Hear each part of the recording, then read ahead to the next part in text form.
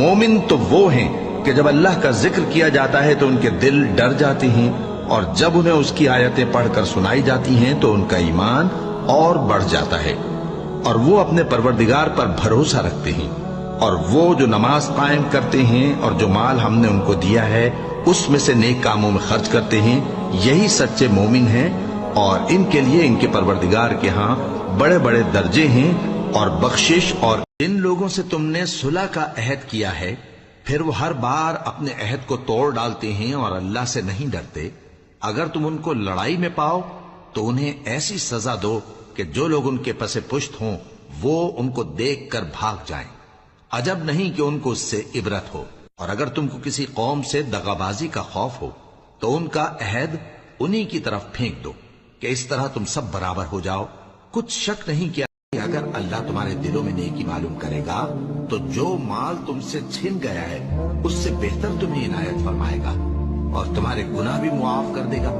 اور اللہ بخشنے والا ہے، مہربان ہے۔ مومن تو وہ ہیں کہ جب اللہ کا ذکر کیا جاتا ہے تو ان کے دل ڈر جاتے ہیں، اور جب انہیں اس کی آیتیں پڑھ کر سنائی جاتی ہیں تو ان کا ایمان اور بڑھ جاتا ہے، اور وہ اپنے پروردگار پر بھروسہ رکھتے ہیں، اور وہ جو نماز قائم کرتے ہیں اور جو مال ہم نے ان کو دیا ہے اس میں سے نیک کاموں میں خرچ کرتے ہیں، یہی سچے مومن ہیں،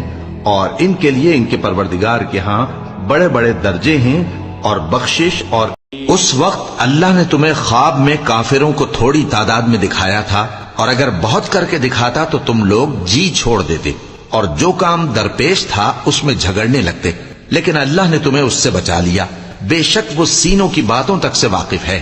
اور اس وقت جب تم ایک دوسرے کے مقابل ہوئے تو کافروں کو تمہاری نظروں میں تھوڑا کر کے دکھاتا تھا اور تم کو ان کی نگاہوں میں تھوڑا کر کے دکھاتا تھا، تاکہ اللہ کو جو کام کرنا یہ مزہ تو یہاں چکھو، اور یہ سمجھ لو کہ کافروں کے لیے آخرت میں دوزخ کا عذاب بھی تیار ہے۔ اے اہل ایمان،